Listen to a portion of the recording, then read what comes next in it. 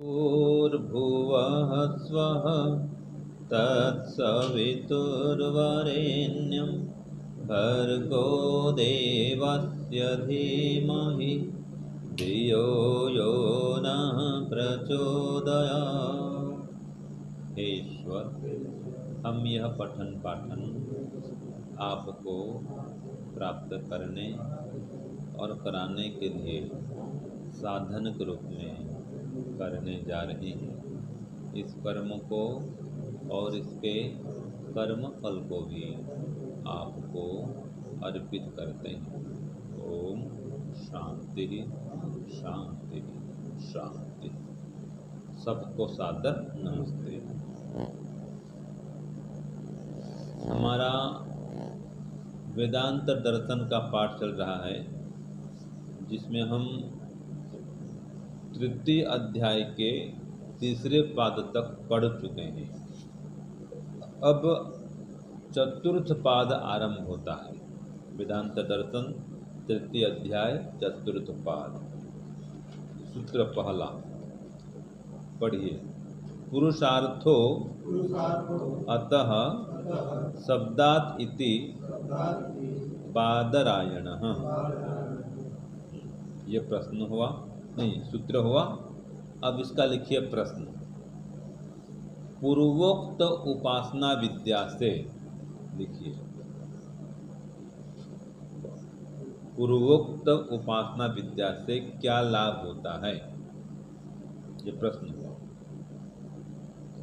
जो पहले पढ़ते ना उपासना विद्या संबंध में, तो वो उसी विषय में आगे पढ़ रहे हैं कि पूर्वोक्त उपासना विद्या से क्या लाभ होता है। बादरायण जी के मत में बताएं। बादरायण जी के मत में बताएं। ठीक है। अब लिखिए, उत्तर लिखिए। एक, पूर्वोक्त उपासना विद्या से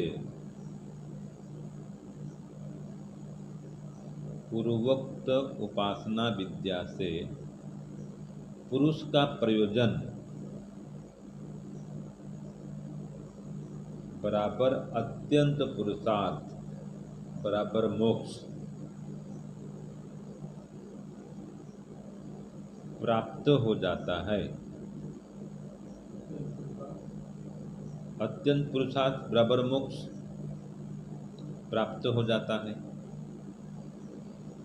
यह शब्द प्रमाण से सिद्ध है। यह शब्द प्रमाण से सिद्ध है। ऐसा बादरायण व्यास जी मानते हैं। ऐसा बादरायण व्यास जी मानते हैं। ठीक है ना। तो यही बात भाष्य में भी है जी, कि उपासना विद्या जहाँ पुरुषस्य अर्थ आत्मनः सार्थकत्वम अत्यंत पुरुषार्थो मोक्षो व संपद्यते। ये जो उपासना विद्या है, इससे क्या होता है, पुरुष का जो अत्यंत पुरुषार्थ है, मतलब मोक्ष, वो सिद्ध होता है और उसकी सार्थकता होती है जीवन की। तो ये किस प्रकार जानेंगे, तो शास्त्र वचनात् स्पष्टते, शास्त्र वचन सिद्ध होता है। तो शास्त्र वचन क्या है, देखो, य इत विदुः ते अमृतत्वम आनशुः। जो उस परमात्मा को जान लेते हैं, वो अमृत तत्व को प्राप्त कर लेते हैं। तो उपासना विद्या से जानेंगे परमात्मा को और अमृत को, मोक्ष को प्राप्त करेंगे। ये शब्द प्रमाण है। ऐसे कहा, तम विद्वाति मृत्यु में थी। उस परमात्मा को जान करके सभी दुख से हम छूट जाएंगे, छूट जाते हैं। ऐसे कहा, ब्रह्मविद आत्मोति परम। जो ब्रह्मविद है, माने ब्रह्म जानने वाला है, वो परम पद को प्राप्त करता है, मोक्ष प्राप्त करता है। फिर कहा, आचार्यवान पुरुषो वेद तस्य तावत एव चिरम यावत न विमुक्त्यर्थ संपस्त्ये। जो आचार्यवान माने आचरण से युक्त विद्वान है, ठीक है, उसको उतना ही देर लगता है मोक्ष जाने में, कि शरीर छूटा मोक्ष में गया। ठीक है, जब तक शरीर है तब तक वो संसार में है।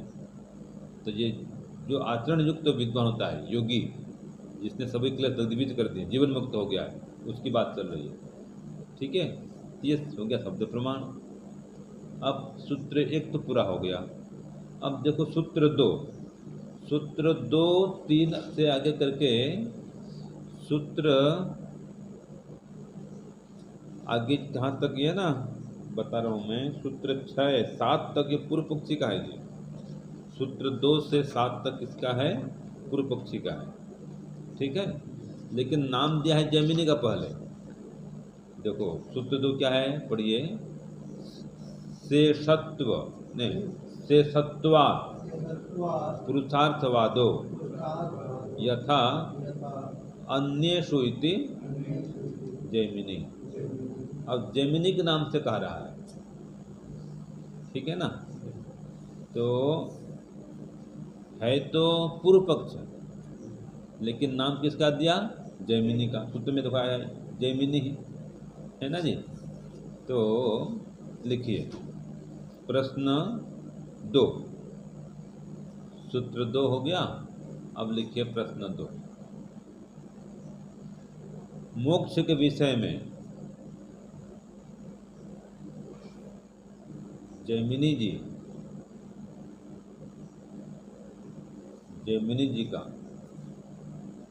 मोक्ष के विषय में जैमिनी जी का ब्रैकेट में पूर्व पक्ष का, क्योंकि है पूर्व पक्ष ये, ठीक है ना। जैमिनी तो इसलिए बोल रहे हैं कि सूत्र में जैमिनी नाम पड़ा है इसलिए बोल दिया, लेकिन है पूर्व पक्ष। तो क्या लिखे, मोक्ष के विषय में जैमिनी जी का अर्थात ब्रैकेट में पूर्व पक्ष का क्या मत है ना, इनकी क्या मान्यता है, ये हम सूत्र 2 में पढ़ेंगे। इसका प्रश्न हो गया। अब उत्तर लिखिए।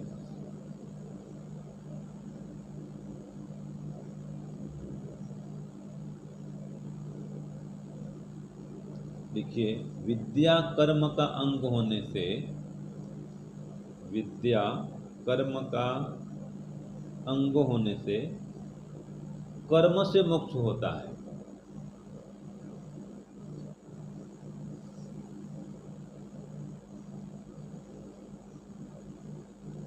ठीक है, लिख लिए, आगे लिखो। ऐसा जैमिनी आचार्य का ब्रैकेट में पूर्व पक्ष का मत है।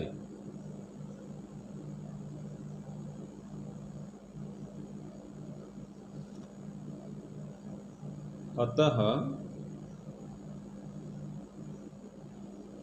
उपासना विद्या गौण है,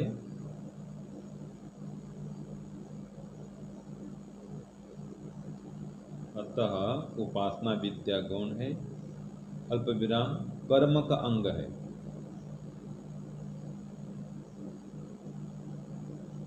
जैसे कि द्रव्य कर्म का अंग है, जैसे कि द्रव्य भी कर सकते हैं या द्रव्य करो, जैसे कि द्रव्य कर्म का अंग है। ठीक है ना, ये हो गया सूत्र 2। अब देखो ये क्या कह रहे हैं जैमिनी जी कि जो विद्या है ना वो कर्म का अंग है, तो कर्म का अंग होने से मोक्ष होता है। माने जो भी विद्या प्राप्त कर रहे हैं वो अंगभूत है कर्म का, ठीक है ना जी। तो ये कह रहा है ये विद्या वाला जो पुरुषार्थ है ये न स्वतंत्र नहीं है। क्यों, शेषत्वात् अंगभूतत्वात् कर्मण, अंग कर्म का अंगभूत है, उसका तो प्रत्यक्ष होता है, माने कर्म का ही एक हिस्सा है, कर्म का ही एक अंग है उपासना विद्या भी, इसलिए अंतर्निहित है। हाँ, कर्म के अंदर ही अंतर्निहित है उपासना विद्या, इसलिए कर्म से मोक्ष होता है। ये किसका मत हो गया, जैमिनी जी का। ठीक है, अब इसी प्रकार से पूर्व पक्ष और चलेगा। देखो सूत्र 3 देखो, आचार दर्शनात्, देखिए प्रश्न इसका, उपासना विद्या में यज्ञ कर्म अभिष्ट क्यों है।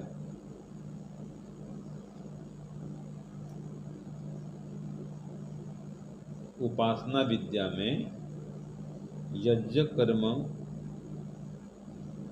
अभिष्ट क्यों है? पूर्व पक्षी के अनुसार बताओ। पूर्व पक्षी के अनुसार बताओ।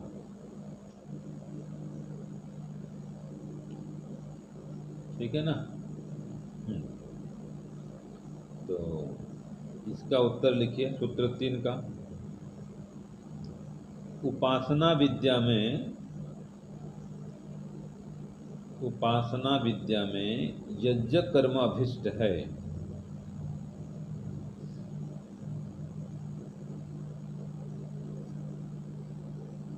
उपासना विद्या में यज्ञ कर्म अभिष्ट है, अर्थात यज्ञ प्रमुख है। अर्थात यज्ञ प्रमुख है और उपासना विद्या गौण है। यज्ञ प्रमुख है और उपासना विद्या गौण है।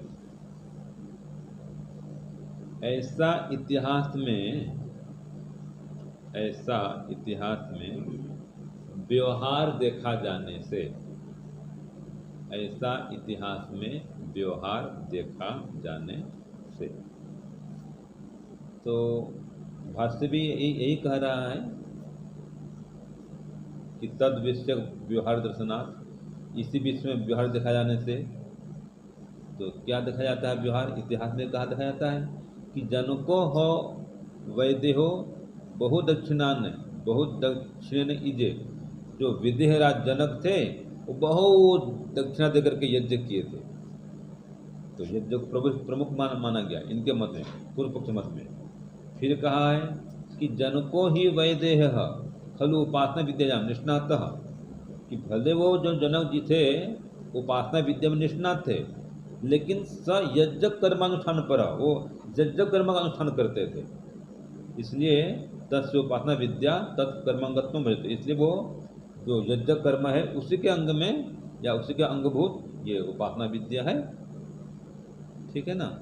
ऐसे छांदो की माँ है यक्षमाणो व भगवंतो अहम अस्मि, कि मैं यज्ञ करता हुआ भगवान के पद को प्राप्त हुआ हूँ।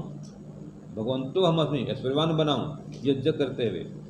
तो इसलिए उपासना विद्याम अभिष्टम यज्ञ कर्म, कि उपासना यज्ञ विद्या में यज्ञ कर्म अभिष्ट है। ठीक है ना? तो इसमें पूर्व पक्ष कह रहा है, ये कौन कह रहा है जी? पूर्व पक्ष कह रहा है कि यज्ञ प्रमुख है ना, सिद्धांत पक्ष नहीं है। तो पूर्व पक्ष कह रहा है ना? अब सूत्र 4 छोटा सा है, तत्श्रुते है। फिर देखो प्रश्न इसका कि उपासना विद्या यज्ञ कर्म का अंग क्यों है? उपासना विद्या यज्ञ कर्म का अंग क्यों है? पूर्व पक्षी के अनुसार बताओ।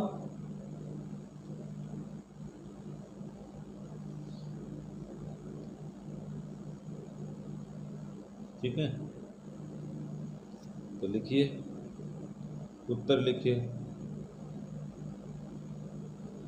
पूर्व पक्षी के अनुसार विद्या कर्म का अंग सुनाई देने से, विद्या कर्म का अंग सुनाई देने से, हाँ, विद्या में अल्प विराम कर दिए, विद्या अल्प विराम, फिर कर्म का अंग सुनाई देने से, माने विद्या जो है वो कर्म का अंग सुनाई देता है। ठीक है ना? तो विद्या अल्प विराम कर्म का अंग सुनाई देने से उपासना विद्या यज्ञ कर्म का अंग है।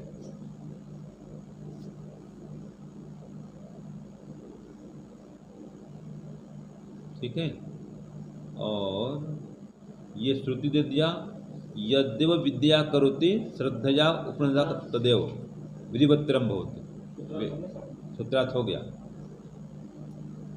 देखो यहाँ दिया ना, विद्याया कर्मांगत्वम प्रदर्शिका श्रुति अप्यस्ति, कि विद्या जो है वो कर्म का अंग है, इसको दिखाने वाली श्रुति भी कह रहा है। वैसे श्रुति और कुछ कहती है, लेकिन पूर्व पक्ष इसको दे दिया है ठीक है, यद्यपि ऐसा नहीं है इसमें, ठीक है, क्या समझे?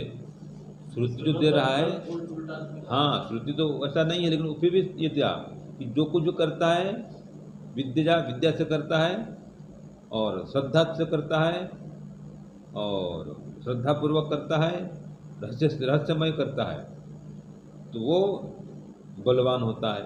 अब यहाँ पर तो ऐसा अर्थ है, यहाँ पर कहाँ कर्म का अंग है भाई, कि जो भी करता है विद्या पूर्वक करता है, श्रद्धा से करता है, ठीक है, उपासना पूर्वक करता है, तो वो बलवान होता है वो कर्म। तो ये तो श्रुति है, और इसने क्या कहा दिया कि देखो इसमें उपासना विद्या को कर्म का अंग बताया गया है, ऐसा श्रुति वचन बता रहा है पूर्व पक्षी, जो कि ठीक नहीं है। ठीक है, ये सूत्र 4 हो गया। एक और कर दें अंतिम, चलो सूत्र 5 समन्वारंभणा। लिखिए प्रश्न इसका, विद्या कर्म का अंग होने से, विद्या कर्म का अंग होने से, हाँ विद्या अल्प विराम कर्म का अंग होने से गौण क्यों है?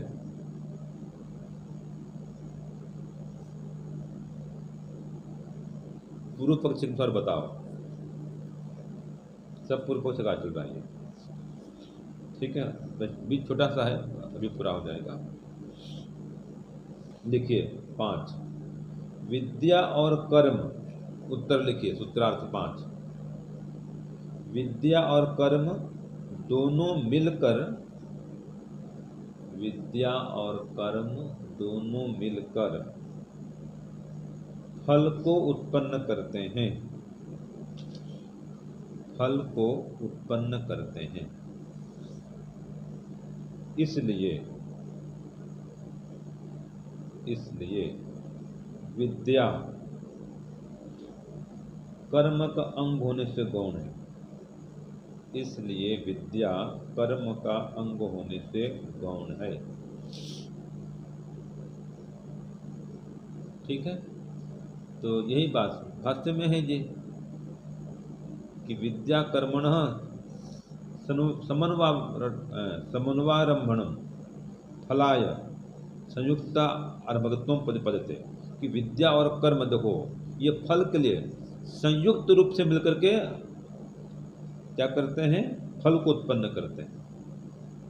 तो ये कहा ते विद्या कर्मणि समन्वारभेते, कि विद्या और कर्म जो दोनों मिलकर के फल को उत्पन्न करते हैं।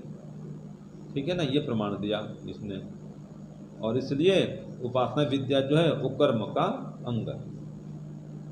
ये थोड़ा सा इसमें अर्थ है। तो प्रमाण तो कुछ दे रहा है वो, लेकिन सही प्रमाण नहीं दे रहा है पूर्व पक्ष है ना जी, इसका अर्थ कुछ और होता है, वो कुछ और अर्थ में दे देता है। तो इसने ये कहा कि विद्या और जो कर्म है दोनों मिलकर फल को उत्पन्न करते हैं, इसलिए जो विद्या है वो कर्म का अंग होने से गौण है। तो विद्या को गौण बता दिया और कर्म को मुख्य बता दिया।